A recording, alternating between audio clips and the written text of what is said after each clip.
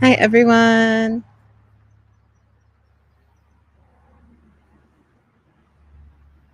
Yay. Okay, I'm actually going to relocate while I give everyone a moment to join me.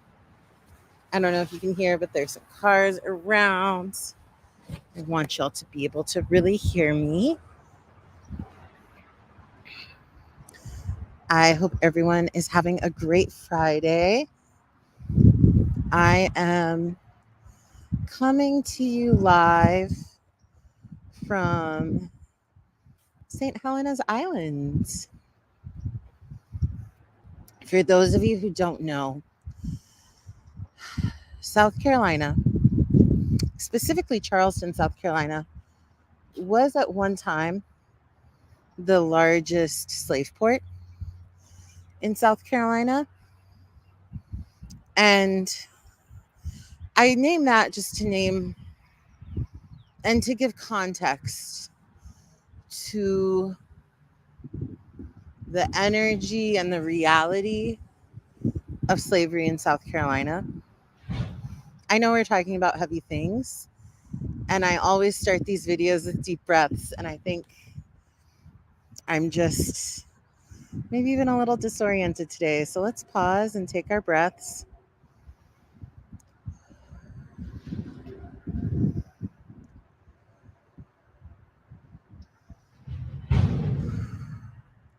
I just want to welcome everyone who's watching this live with me, everyone who might be watching this in the future.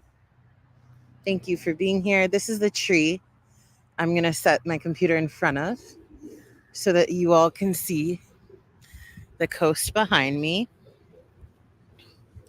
Okay, hopefully my connection it seems to be holding on. So the internet is strong. Anyways, in South Carolina,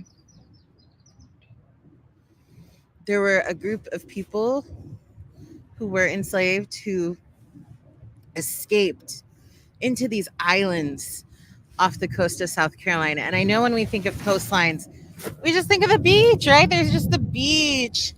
But South Carolina and North Carolina have these incredible little islands all along the coast. And I'm very familiar with John's Island, which, like, what a colonizer name, right? I do wonder what other names that island has. And on that island, there's actually the oldest tree in the eastern seaboard, Angel Oak. Angel Oak is on John's Island. So that's just some background. Right now, I'm on St. Helena's Island, which is home to the Gullah Geechee people. And these are people who escaped slavery, made home on these islands, and have like created their own nation of free people. And it's just very powerful. It's extremely powerful. It is a history that is often not talked about. Um, but so in case you didn't know, again, normally I start these things by introducing myself. So I think I'm just so moved by the energy here that I just have like thrown caution to the wind. Normally I'm visiting you all from my apartment, but my name is Opulence Abundance. I'm a speaker, a facilitator, and a conflict navigator. I really believe that conflict is a part of life, and conflict is actually a way that we create stronger trust and connection with people. But I also acknowledge there can be destructive conflict and generative conflict. I enjoy working with groups, organizations, individuals to alchemize and transform conflict.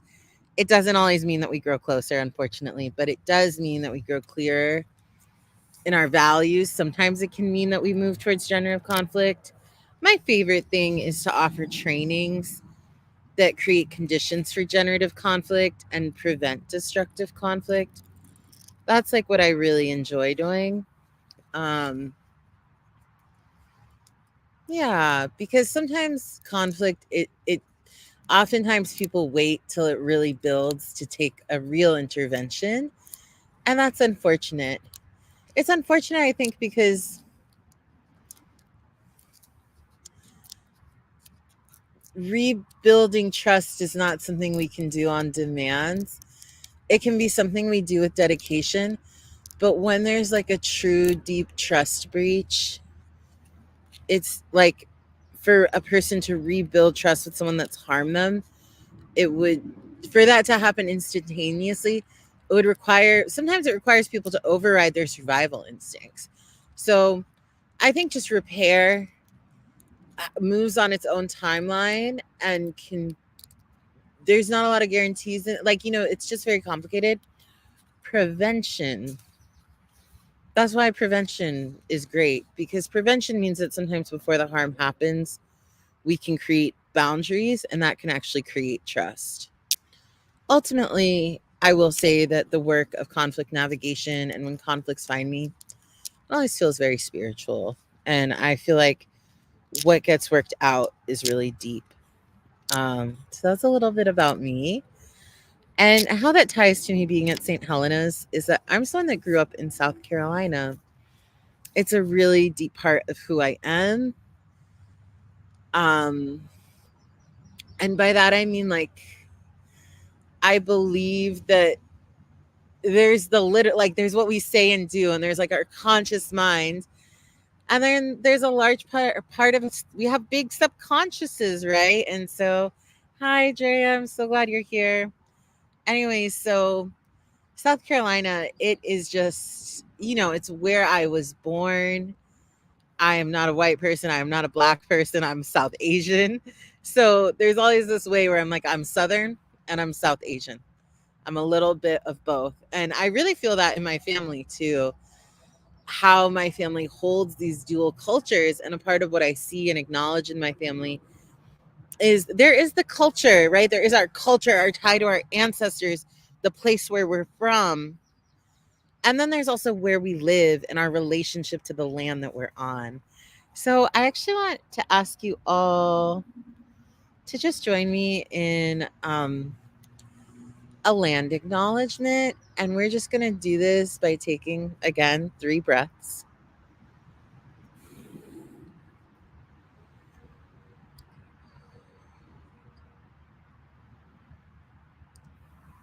And we're going to keep breathing. And we're actually going to just take some intentional breaths of gratitude. So I encourage you to open your eyes and just take in your space wherever you are. I have to say, this is one of the most beautiful places I've ever been. I wish I could come here every day and just sit with these trees. Wow, they're incredible. But wherever you are, in your bedroom, in a car, I hope you're not driving, but if you are, it's okay.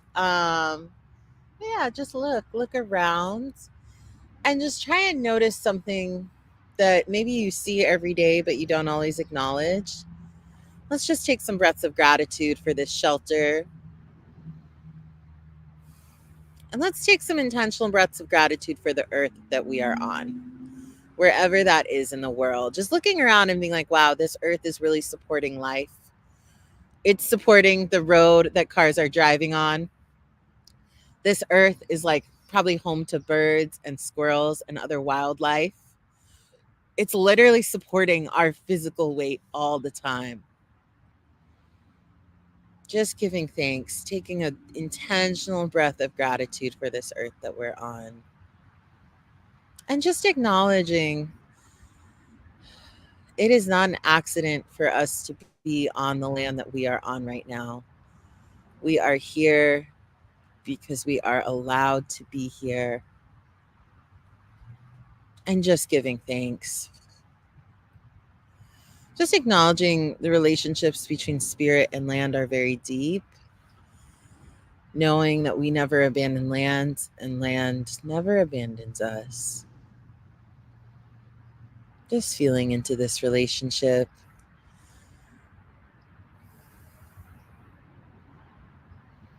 Taking a moment to feel into past lands that we have lived on, past living situations, just extending our gratitude to those places where we've previously lived.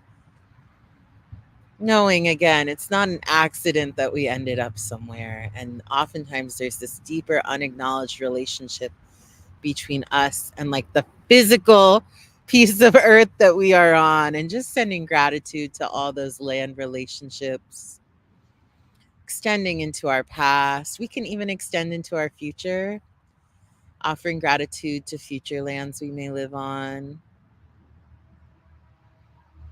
And as we extend into the past, to childhood homes, to places we maybe lived in college, even thinking about those places we maybe just lived for a month or 9 months, just taking count of those and just sending an intentional breath of gratitude. We can think into the land of our ancestors, even if this is land we have never met, knowing that our connection to this land might just be like a song or some food or clothing. Whatever that connection is to that land, just sending some gratitude. Sending gratitude, knowing that our connection to land is really deep. It transcends this lifetime, and that we are always connected to our homelands, even if we haven't met in this lifetime. Knowing that the DNA of our body and the spirit of that land spent time together, and the connection persists. So, just taking a breath of gratitude for all of this. And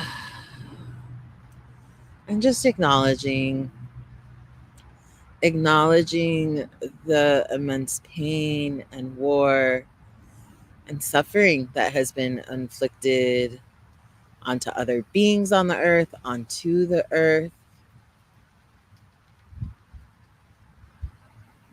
Taking a breath to honor the grief, and taking a breath to honor the future, envisioning and planting the seed, the energetic seed of a future of land justice, a future where Indigenous people are able to be with their lands, are healthy, thriving, surviving, where there is relationship to land, caretaking of lands, envisioning a future that is not ruled and directed by humans, but a future that acknowledges the earth and nature as alive and our ancestors.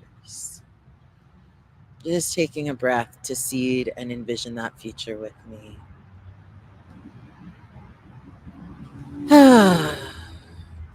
After you've really planted the seed, taking a moment to create some warmth with our palms if you're able, just offering that warmth wherever it wants to go. Just taking a couple breaths before coming back to the space. Wow, thank you for staying with me through that.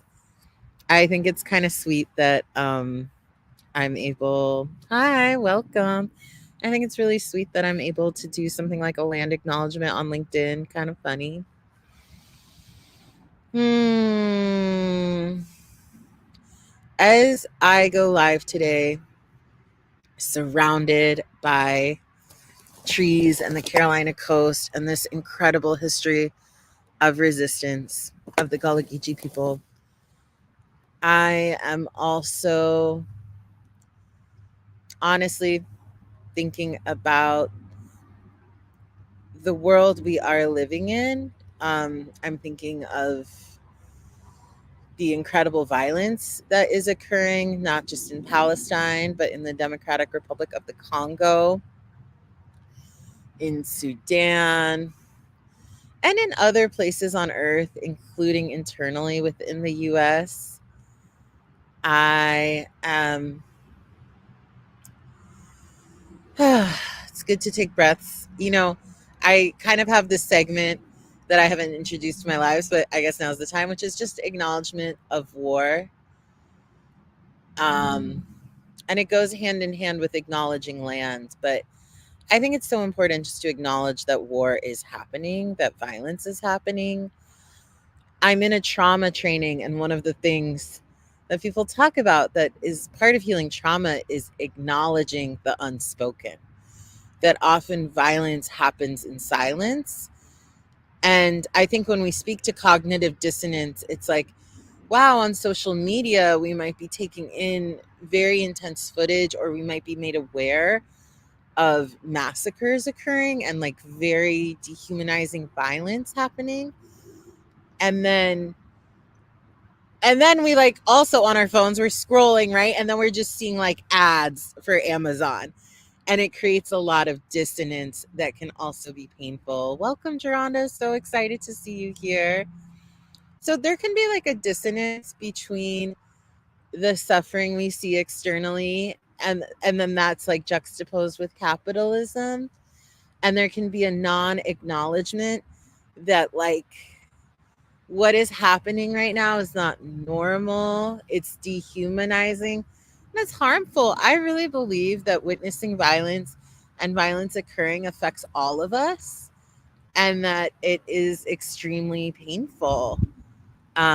It is extremely painful for the people committing the violence, people obviously who are the recipient of the violence, but also for all of us as viewers. And I think it's very important for us to be in touch with ourselves as we take this in. When I think about acknowledging war, what's also important to me is that there are multiple wars happening right now, including wars on our communities, wars on our self image, wars on our relationships. War looks a lot of different ways, and there's a way where these wars become so normalized that we just take them in, and we even forget, like, oh, I'm being bombarded with propaganda through like a handheld device and through billboards that make me feel some type of way. And what happens is we internalize those wars and they play out in our relationships, in our communities, and sometimes even within ourselves. So I just want to invite in some acknowledgement that, like, the conditions we're living in are not normal, that all of us are exposed in some way to these different ideas and these feelings of fear, insecurity, and unsafety that can manipulate our behavior. I just want us to take a breath of grace and love for ourselves. And I actually want to do a little exercise with you all. Hi, Diana. Aw, so sweet to be here with some of my favorite people on the South Carolina coast in St. Helena's Island, home of the Gullah Geechee people, which, if you all don't know, um, the Gullah Geechee Nation was created when enslaved people escaped slavery and went to these islands off the coast of South Carolina and created their own um, nation, and a nation through people. And so right now I'm visiting St. Helena's Island, and I'm still going live with you all, and it's honestly so beautiful. I'm again going to just do a little share of where I am. I apologize for the traffic sounds in the background, but I think that the Gullah Geechee people they're still alive. The nation is still alive, and just examples of power and resistance. And I think it's important for us to uplift this resistance. And I really hear what you're saying, Geronda. The news is everywhere, and it instills this feeling of fear and anxiety that can be so difficult to move with. I know that, like, I know that in the United States, what I feel as someone in the US is a lot of fear, a lot of insecurity. And it can be tempting to turn outwards or to fantasize about where we might gain that stability. But in truth, that stability is something that has to like come from within. Um,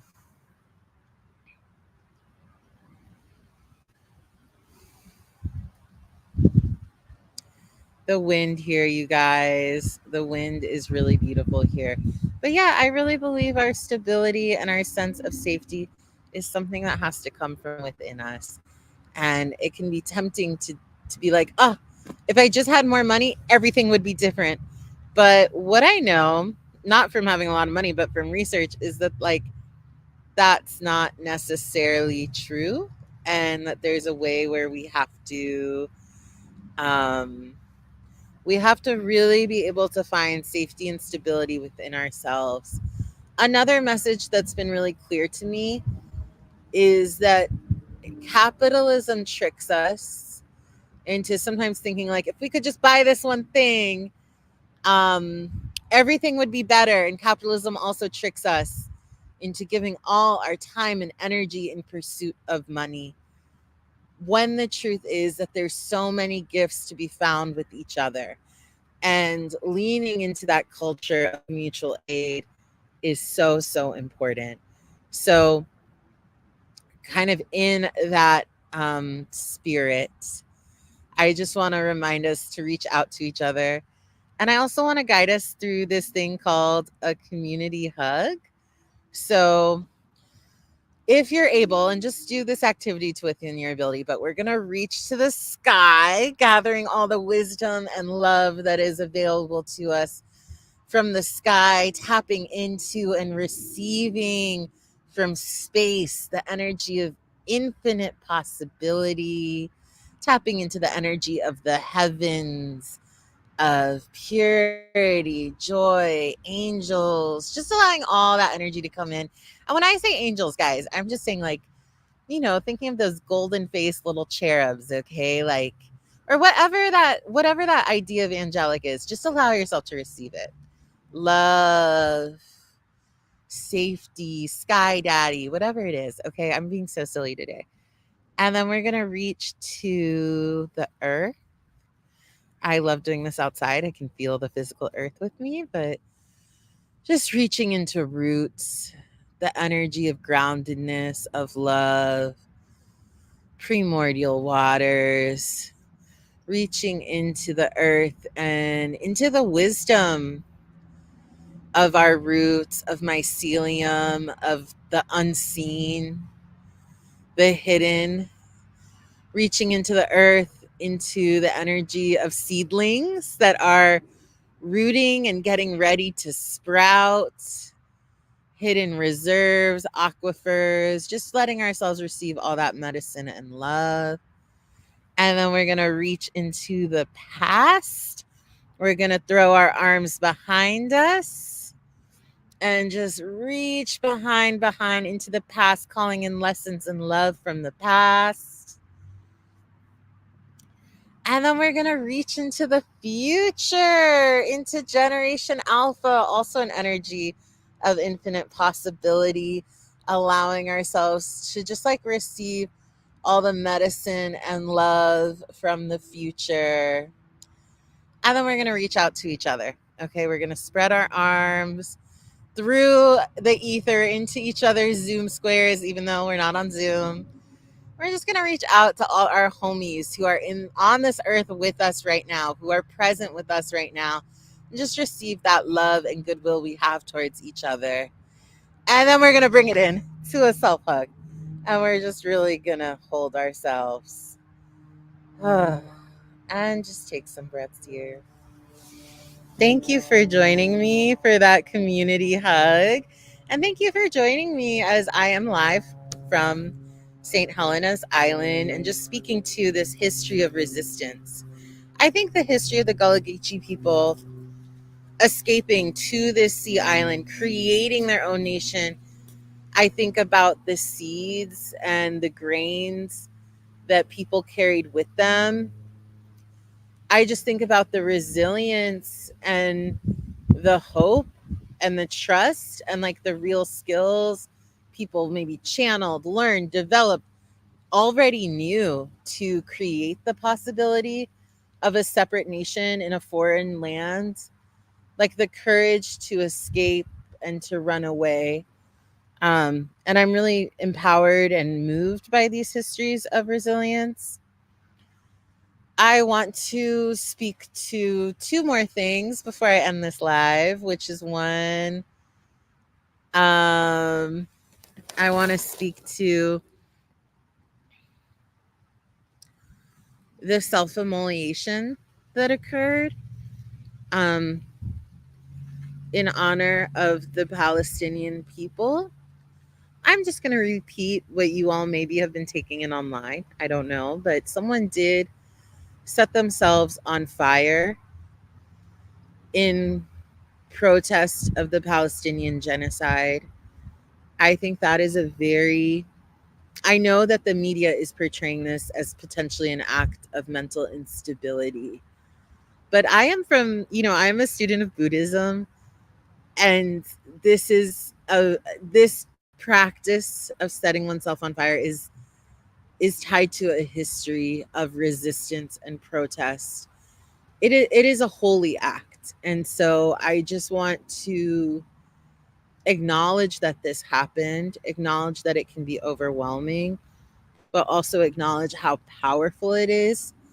And I want to create some space for reverence.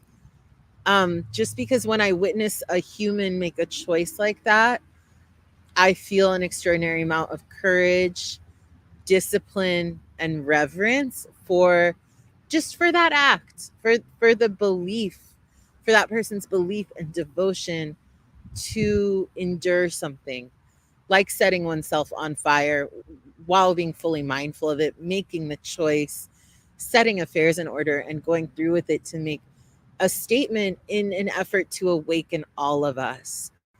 In Buddhism, there is this idea of the soul. There is this idea of, there's actually this story. This is specific to Vipassana or insight Buddhism, but there's this story of a Buddhist commander aware of an enemy that was going to like detonate a bomb that would kill a large group of people. And this commander, this is kind of a weird story, you guys, but basically, this commander anticipated that this was going to happen. I don't know if he was an army commander. I don't know if he was a civilian, but he was a Buddhist person that believed in nonviolence. So, like, as I tell this story, I'm like, wait, opulence, your details are all wrong. But basically, like, he anticipated that this person was going to take this action of mass murder. Um, and so he chose to kill that person, even though he was aware that he was taking on the karmic debt of like a murder. And he chose to kill him and to prevent him from killing a group of people. And this story is really phrased of one of self-sacrifice. But there is this idea that like we have a soul that can be wounded, that can be harmed. I've heard people starting to talk about how when we witness acts of violence in indigenous perspectives and other culture perspectives, definitely in Buddhist perspectives, I grieve both for the people receiving the violence and for the person perpetrating the violence because it's a harm to the soul. So just want to name that when a person does an action like this, there's some energy, um, there's some energy of like, of this person sacrificing for the betterment of all of our souls. And so I just want to honor that sacrifice. Thank you, Drea, for making a formal acknowledgement of the Gullah Geechee people, the native Esquimalt people, and the other native groups in Low Country SC. I really appreciate that acknowledgement because it isn't, there are many native groups here. It is not all one. And just appreciate you, audience, staying present with me through it. The other thing I want to talk about is Leap Day. I was laughing with some friends about Leap Day because, like, you guys, I think they tell us about Leap Day when we're kids. Okay. They tell us about it when we're kids so that, like, we don't question it. We're just like, yeah, that's the rules. But as an adult, I'm like, wait a second. Like, this is not making sense to me. Like, I guess a quarter of a day adds up over 4 years. And then we have another day. I'm really glad to hear that, Drea. I'm so glad that, like, you can feel the compassion and grace and love I have for all of you. Um, it is important for us to be able to talk about these things as humans. The digital world can be so dehumanizing. We take in this information, we're bombarded, And we can, a lot of feelings can develop and they can harden around us if we don't process and breathe through them and like release them, right? But we can honor people's sacrifices. We can honor that we're taking in distress. We can honor that everyone is being impacted and that we are all being transformed by this. But going back to Leap Day, I just want to name that I don't know much about Leap Day, really, but it does feel like a magical day. It felt like a little bit of a portal. This one day that like accumulates and comes once a year. And so I'm really curious to hear how y'all's leap days was. Let me know. Um I think my leap day definitely had a quality of magic to it. And I have just been thinking about how we might be able to use the energy of this time. What does it look like to leap forward? What does it look like to integrate the lessons and really take them in and allow ourselves to grow? And there is some part of me that believes, mm, for myself, going through this time and feeling all these different emotions of fear, anxiety, anger, emotions that, just taking in information in the periphery, like seeing headlines when I open up my phone that's like, someone self immolated, and like knowing there's this violence, feeling powerless to it. And then maybe it comes out with my best friend or with my mom, right? Like, just that there's so much happening and that we have the news. And then we also have what we're navigating on the personal, which is very often might be things like financial insecurity, disappointment, but also can be joyful things, exciting things that can also come with nervousness. So just acknowledging that we are all navigating a lot as humans and just how important it is to breathe through it and release. It has been so beautiful to spend this post leap day with you all. I maybe have a leap day hangover. I don't know if that's a thing, but I'm very grateful to be here with all of you. Thank you for celebrating the Gullah Geechee people and their history with me. If this was interesting to you, I really hope that you subscribe to my newsletter. This week's newsletter is called Pulling My Head Out of My Ass with a Little Bit of Grace. And I'm really exploring this concept of grace. I think it's pretty fun to explore because, as I shared, I grew up in South Carolina. Um, and the concept of grace is one that was introduced to me in a very Christian concept. And now that word feels secular to me, but I'm like, I think it's probably still pretty Christian. But I think grace is a beautiful concept. And in my perspective, grace is about forgiveness. Grace is almost like an antidote to capitalism because, from my perspective, grace is not about like leveling a score, or like grace is not about a one-to-one matchup. Grace is just about like, grace goes hand in hand with humanity and humility. Um, Being graceful, giving grace is very much tied to forgiveness, but it's a little bit different than that. And I think it's so important to have grace for ourselves as we move through these times, to let go of rigidity, expectations, and perfection, and to really lean into like understanding that we are experiencing life as it happens and a lot of us are doing our best. And so how can we be gentle and kind with ourselves? I really appreciate you all for being here again. Please subscribe to the newsletter if you enjoy it. Also consider turning on subscriptions. I go live every Friday and Monday. um yeah, and I would love to see you here. Thank you for being here today. And maybe we can just finish by taking some deep breaths. Let's do two more.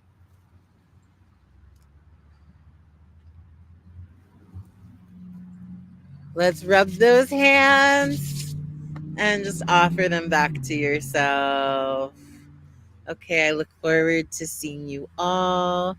I hope you have a beautiful weekend, and I'll see you on Monday. Mwah. Bye.